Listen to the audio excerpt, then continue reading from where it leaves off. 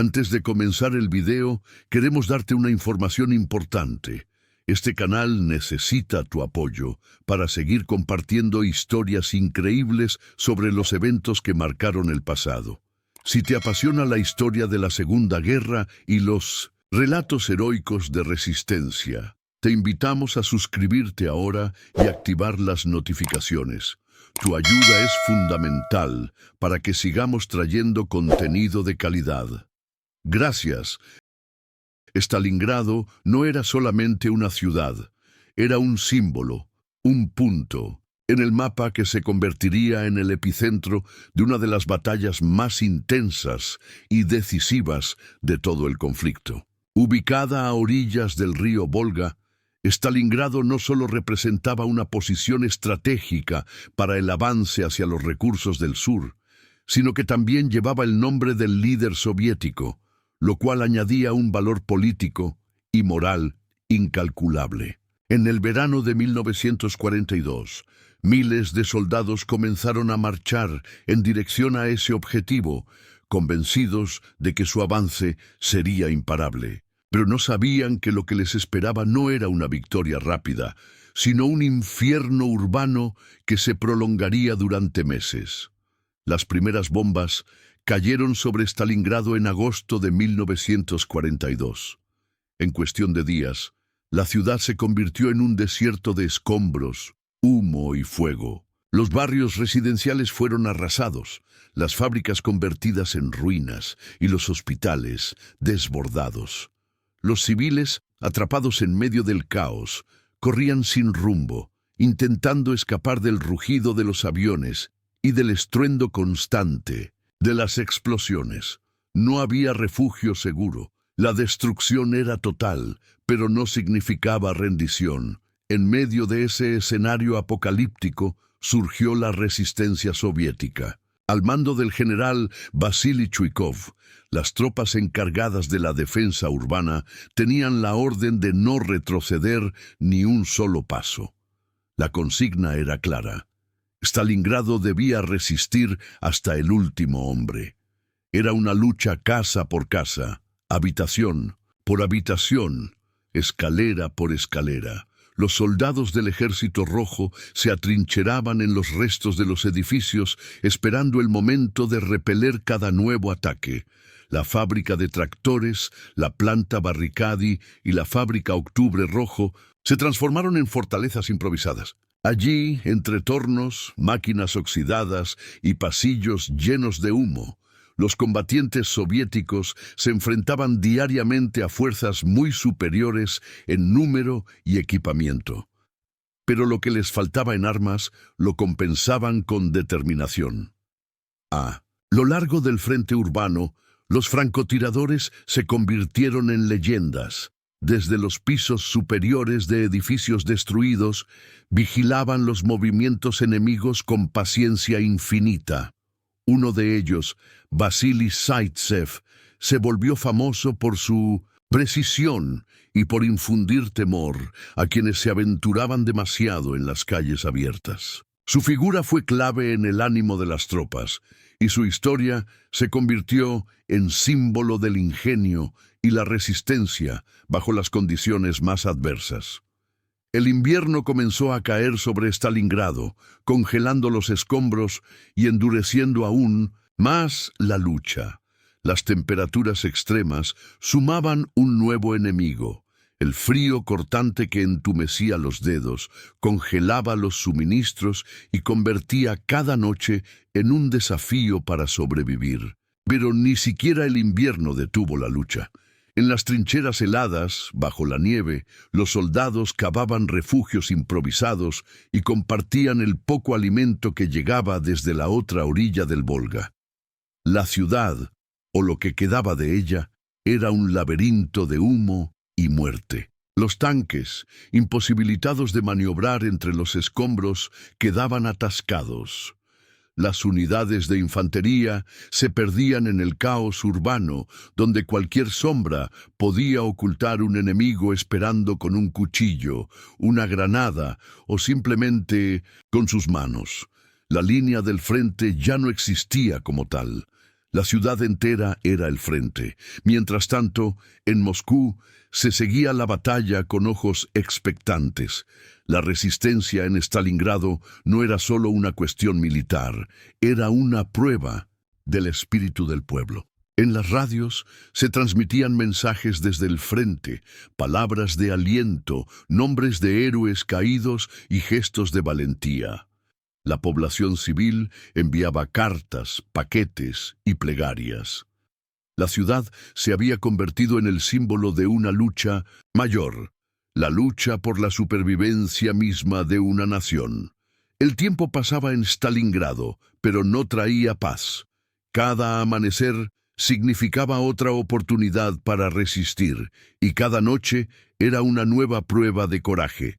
La ciudad no dormía.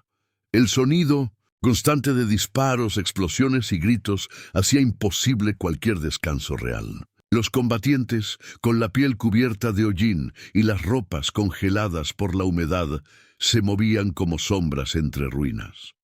Las órdenes eran simples: no retroceder. Y así, sin tregua ni respiro, se libraba una batalla de supervivencia, metro por metro. Uno de los aspectos más aterradores de la lucha en Stalingrado fue la brutalidad del combate cuerpo a cuerpo. En muchos momentos, los soldados se enfrentaban a tan poca distancia que podían oír la respiración del enemigo. Las granadas se arrojaban a través de agujeros en las paredes, los cuchillos se empuñaban en silencio y las balas, a veces, se evitaban solo por instinto. No existía un frente definido. Todo era caos, un combate urbano que se descomponía en cientos de escaramuzas simultáneas.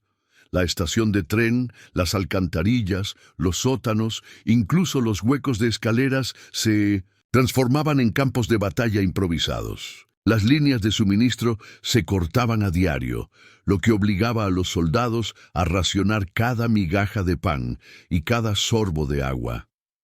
Muchos sobrevivían con lo poco que encontraban entre los escombros: un abrigo de un civil caído, una lata de conserva enterrada bajo los ladrillos o un puñado de papas congeladas que alguien había dejado atrás. A pesar del hambre y del frío, el espíritu de resistencia no desapareció, se fortaleció. Los comandantes soviéticos ordenaban a sus tropas permanecer firmes, y cuando la situación lo requería, enviaban refuerzos por el río Volga durante la noche, bajo el fuego constante de artillería. Las pequeñas embarcaciones cruzaban el agua oscura, repletas de hombres jóvenes que sabían que lo más probable era que no regresaran. Muchos de esos soldados eran apenas mayores de edad. Algunos ni siquiera habían disparado un arma antes de llegar a Stalingrado. Sin embargo, bastaban pocas horas en las ruinas para convertirse en veteranos. Aprendían rápido, porque la alternativa era no sobrevivir. Y cuando uno caía, otro ocupaba su lugar, como si la ciudad misma los moldeara para seguir luchando. Las mujeres también desempeñaron un papel vital. Aunque muchas habían sido evacuadas antes del asedio, otras se quedaron para trabajar como enfermeras, cocineras o incluso combatientes. En los hospitales improvisados, en los sótanos de edificios derrumbados, atendían a los heridos con lo poco que había disponible. Vendas hechas de ropa vieja, alcohol diluido, agujas reutilizadas. No había descanso para ellas tampoco. Día y noche curaban, limpiaban, consolaban. Su valor era tan grande como el de cualquier soldado. Uno de los episodios más simbólicos de esta resistencia ocurrió en la colina Mamayev. Este punto elevado ofrecía una vista estratégica del río Volga y por lo tanto era clave para el control de la ciudad. Ambos bandos lo sabían. Como resultado, la colina fue disputada ferozmente, cambiando de manos una y otra vez. En algunos días se lanzaban hasta 10 ataques consecutivos. El terreno, cubierto de cadáveres y casquillos, se convirtió en un símbolo sangriento del precio que costaba cada metro ganado. La moral del enemigo, que al principio había sido alta, comenzó a desgastarse. El avance rápido que habían imaginado se había estancado en un combate interminable contra un enemigo que no se rendía. La logística se volvía cada vez más difícil. Los suministros tardaban en llegar y el clima empeoraba. Los soldados comenzaban a sufrir enfermedades, congelaciones, fatiga extrema. Algunos hablaban en voz baja de la posibilidad de no conseguir la victoria. Pero para entonces ya era demasiado tarde para retroceder. Mientras tanto, en los túneles y callejones de Stalingrado, los defensores seguían resistiendo. Cada fábrica era una fortaleza, cada casa un bastión. Los comandantes soviéticos aplicaban una táctica que sería clave para el desarrollo de la batalla: acercarse al enemigo lo suficiente como para que no pudiera usar su artillería pesada. Aferrarse a ellos como una garrapata, decían, y funcionaba. En muchos sectores, los adversarios no podían disparar sin riesgo de herir a sus propias tropas. A medida que el invierno se hacía más crudo, la situación dentro de la ciudad alcanzó niveles extremos. La nieve cubría los cuerpos sin enterrar. El humo de los incendios congelados salía lentamente de chimeneas improvisadas. Algunos soldados colocaban estufas hechas con latas y madera podrida para calentarse, pero la mayoría dependía de su ropa, de la cercanía de otros cuerpos o de su propia determinación. Y aún así no abandonaban sus posiciones.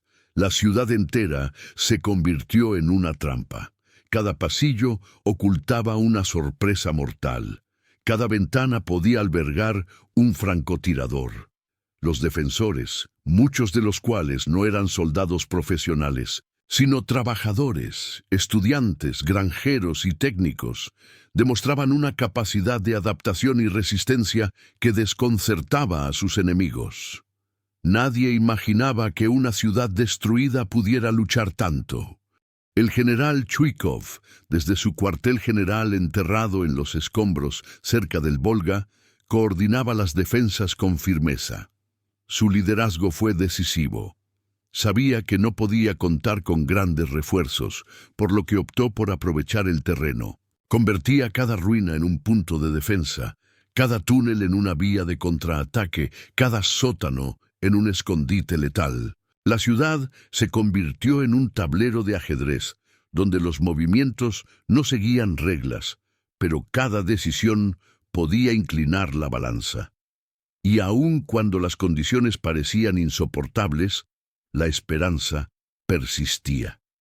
En las canciones que los soldados tarareaban entre disparos, en las cartas que llegaban desde Moscú, en los discursos que hablaban de honor, de resistencia, de orgullo, Stalingrado no era solo una ciudad más. Era una promesa de que, a pesar del dolor, la lucha seguiría. Mientras los combates continuaban con intensidad dentro de las ruinas de Stalingrado, a cientos de kilómetros de distancia, se gestaba algo más grande.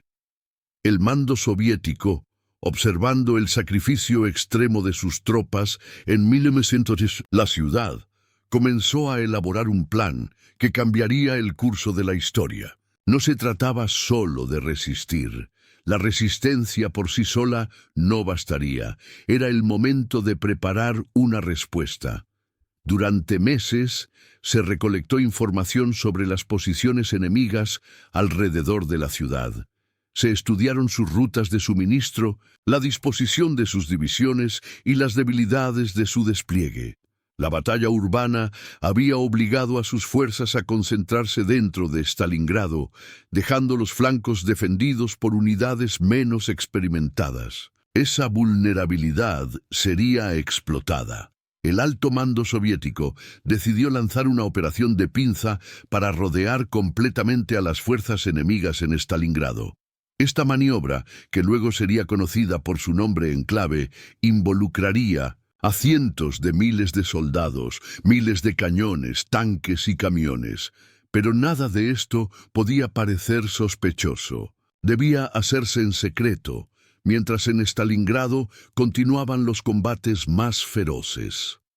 Para lograrlo, se enviaron tropas frescas al norte y al sur de la ciudad, camufladas como refuerzos comunes. Los trenes llegaban de noche. Los soldados marchaban por caminos alejados. Los tanques eran ocultos bajo redes de camuflaje y los movimientos se realizaban en silencio, evitando cualquier señal que pudiera alertar a los observadores enemigos. La paciencia era clave. Mientras tanto, en Stalingrado el sufrimiento continuaba. Las bajas eran altísimas. Muchos edificios estaban completamente colapsados. Las raciones eran mínimas y los suministros médicos prácticamente inexistentes. Aún así, los combatientes seguían cumpliendo sus órdenes. Sabían que su resistencia no era en vano. Algo se estaba preparando. Lo sentían. Durante las primeras semanas de noviembre, el clima se volvió aún más brutal. La nieve cubría todo.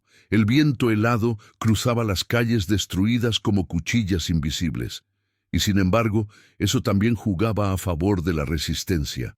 Las temperaturas extremas dificultaban los movimientos enemigos, congelaban vehículos y hacían que cualquier avance fuera más lento y costoso. En ese invierno, la ciudad parecía una fortaleza blanca, silenciosa y mortal. El día 19 de noviembre de 1942, antes del amanecer, el silencio del Frente Norte fue roto por un rugido ensordecedor. Miles de piezas de artillería soviética comenzaron a disparar al mismo tiempo. Era el inicio de la operación tan esperada.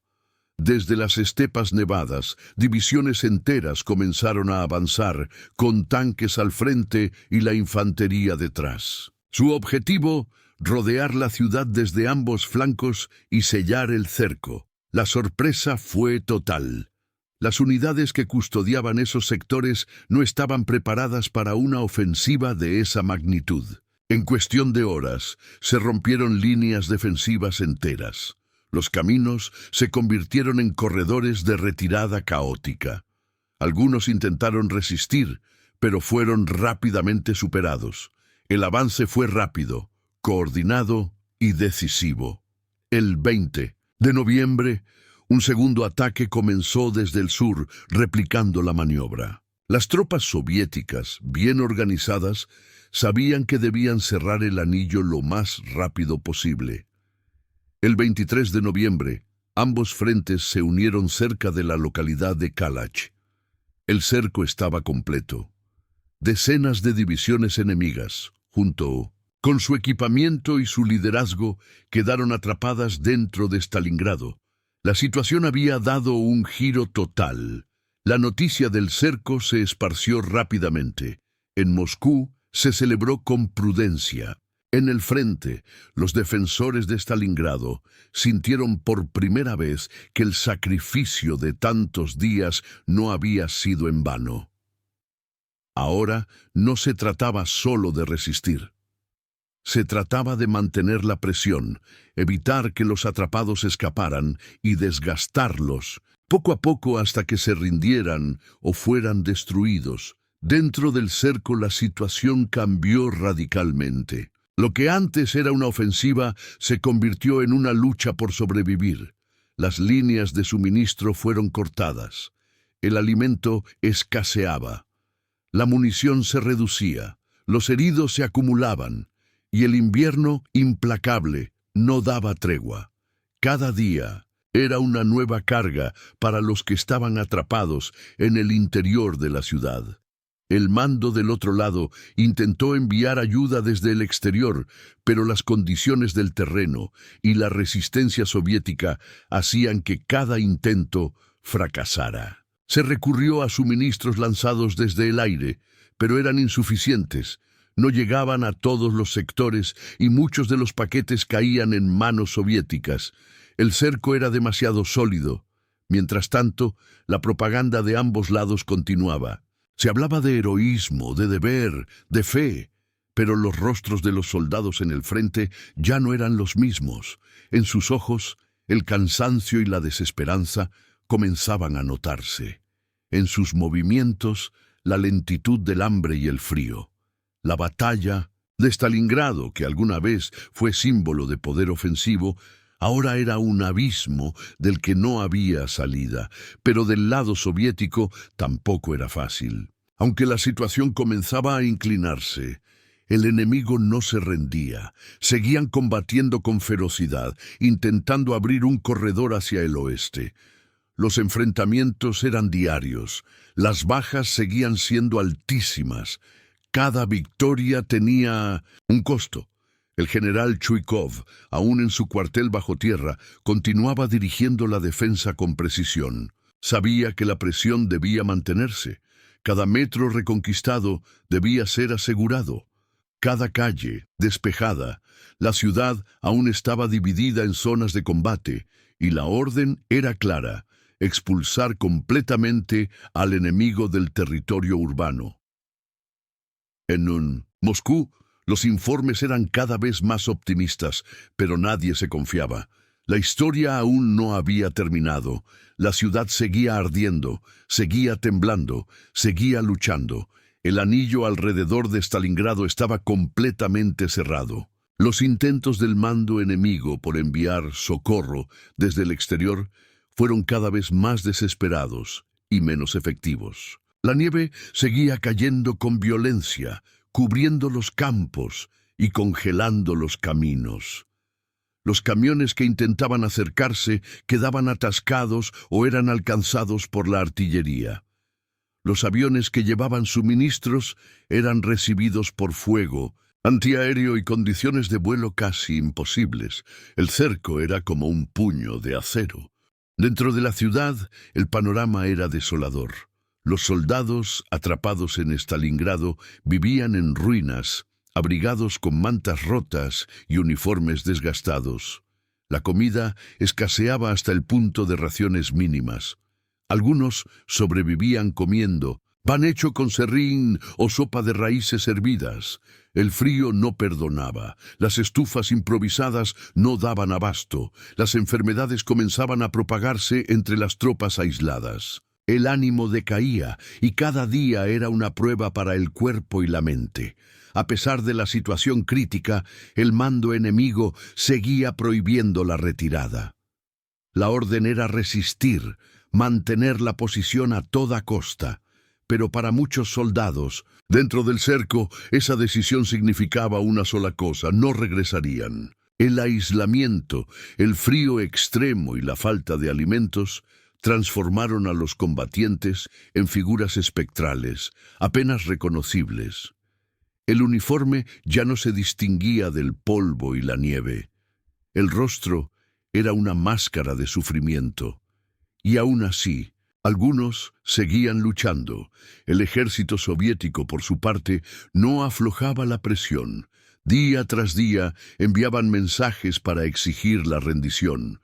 Prometían un trato justo a los que se entregaran.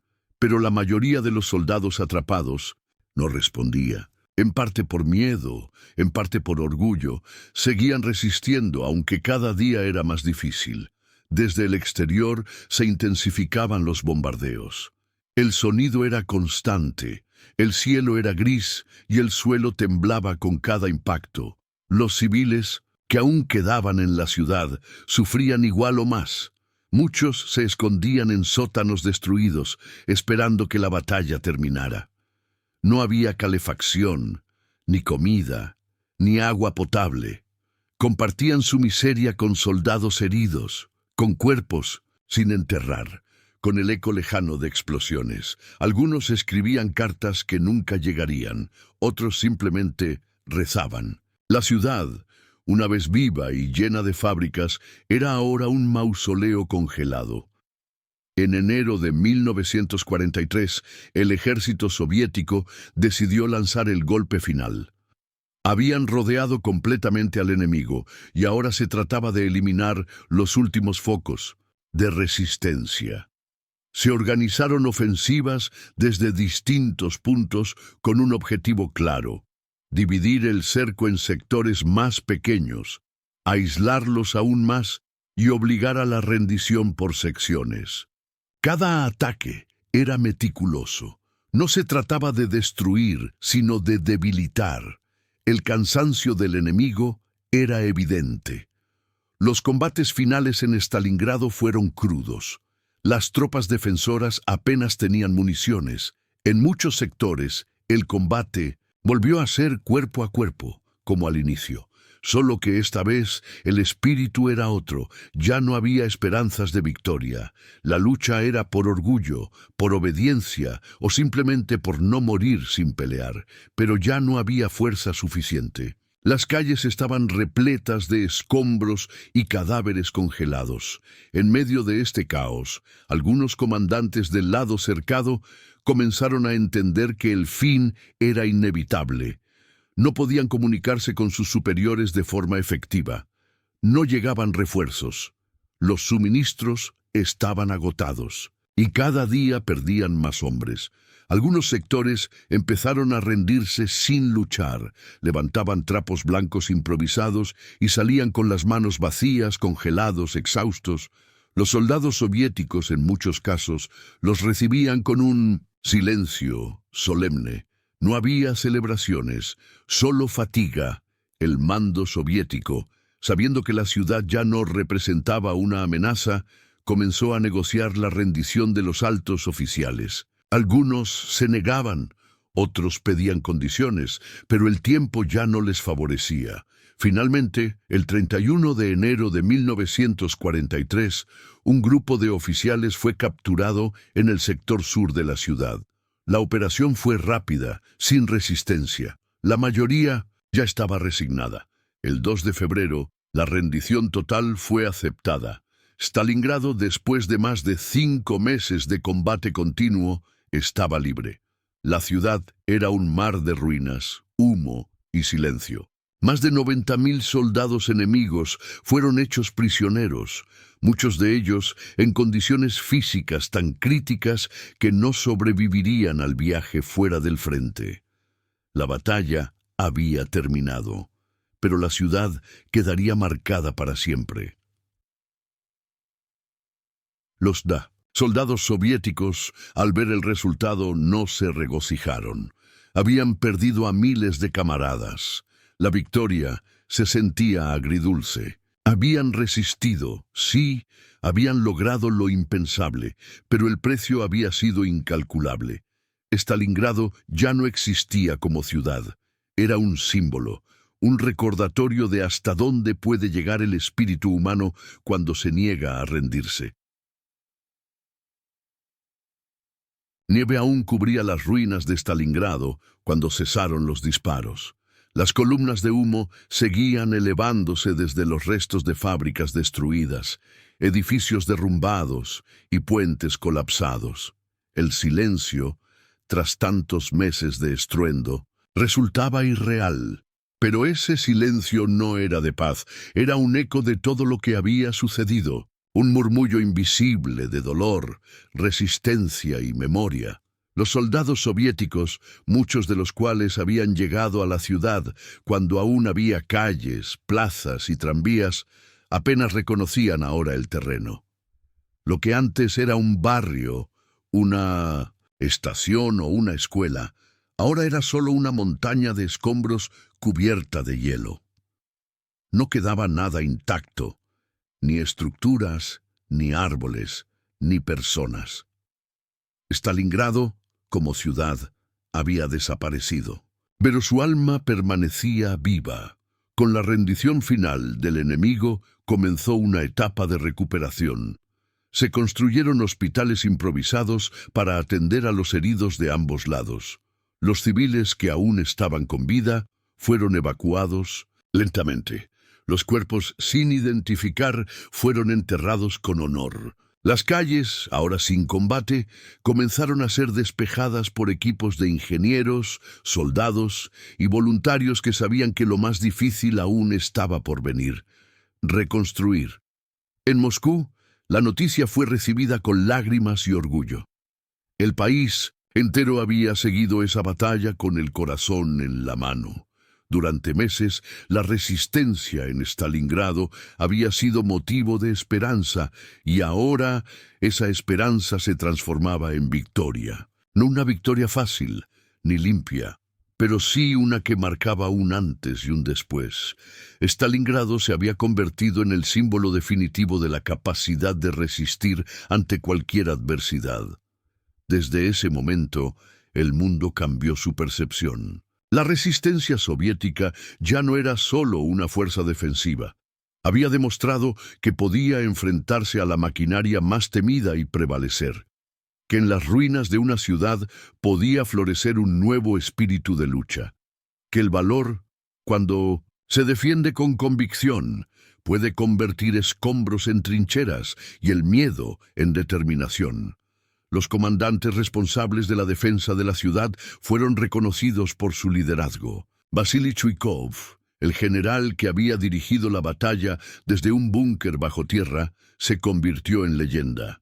Su capacidad para adaptarse, para motivar a sus hombres incluso en los momentos más oscuros, fue recordada durante décadas. Y muchos de los soldados que sobrevivieron a la batalla fueron condecorados, aunque para ellos el mayor reconocimiento era simplemente haber vivido para contarlo. Pero el precio había sido altísimo. Más de 1 millón de personas, entre soldados y civiles, perdieron la vida en Stalingrado. La ciudad entera fue arrasada, los hospitales no daban abasto, y las familias, tanto del lado defensor como del lado atacante, lloraban a sus muertos. Era una victoria, sí, pero una ganada a través de un sacrificio inconmensurable. Con el paso del tiempo, Stalingrado comenzó a renacer. Se limpiaron los escombros, se construyeron nuevos edificios, se plantaron árboles donde antes solo había cenizas. La ciudad fue reconstruida no solo con ladrillos, sino con memoria. Se levantaron monumentos, placas con nombres, estatuas de soldados anónimos.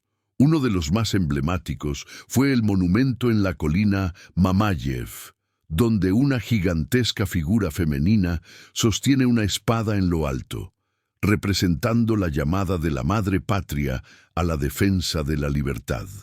Ese monumento no es solo una escultura, es un mensaje para las futuras generaciones, un recordatorio de que la resistencia no siempre se mide en armas o en victorias rápidas, sino en la capacidad de mantenerse firme cuando todo parece perdido, de proteger lo que uno ama incluso cuando todo se derrumba alrededor, de no rendirse incluso cuando la rendición parece la única salida.